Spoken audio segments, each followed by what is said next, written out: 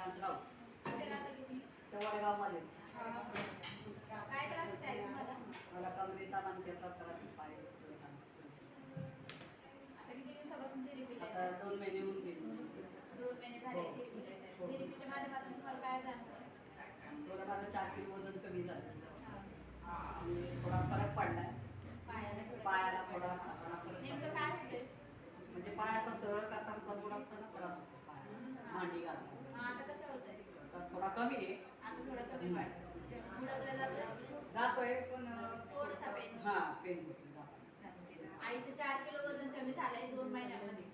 आई आता कसं वाटतं? हलकं वाटतंय? हो हलकं वाटते, छान वाटते थेरपी घेतल्यावर खूप छान वाटते. तुमचा एवढा सगळा पाय दुखत होता त्याच्यासाठी काय केलंय तुम्ही? दवाखान्यात वगैरे म्हणजे गेला होता? दवाखाना काय नाही केलं, काहीच नाही केलं. फ्रॅक्चर झाला होता ना पाहिजे. हा, fracture फ्रॅक्चर झाल्यानंतर ते हे लावलं महिनाभर 1.5 महिना प्लास्टर.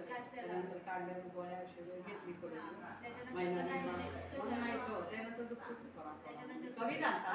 म्हणजे पहिल्यापासून जास्त तुमचा पाय दुखतो. हा पडल्यापासून आधी नव्हतं दुखत. तुम्हाला व्हेरिकोवेनचा पण त्रास आहे ना?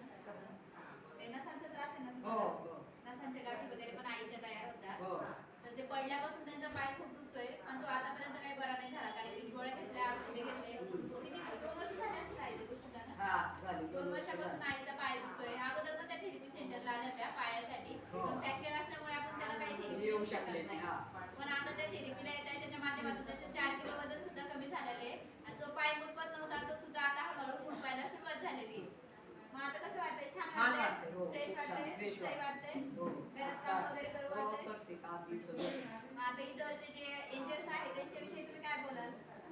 खूप छान त्यांनी थेरपीची सुविधा केली इथं. त्याबद्दल त्यांचे सरांचे धन्यवाद. त्या सगळ्या मॅडम सगळे सर लोकांचे धन्यवाद. खूप छान आई बापांची काळजी घेतली. चालेल. इथे जे आई बाबा बसलेले आहेत त्यांच्याविषयी तुम्ही काय सांगाल? सगळ्यांनी रोज थेरपीला यावं.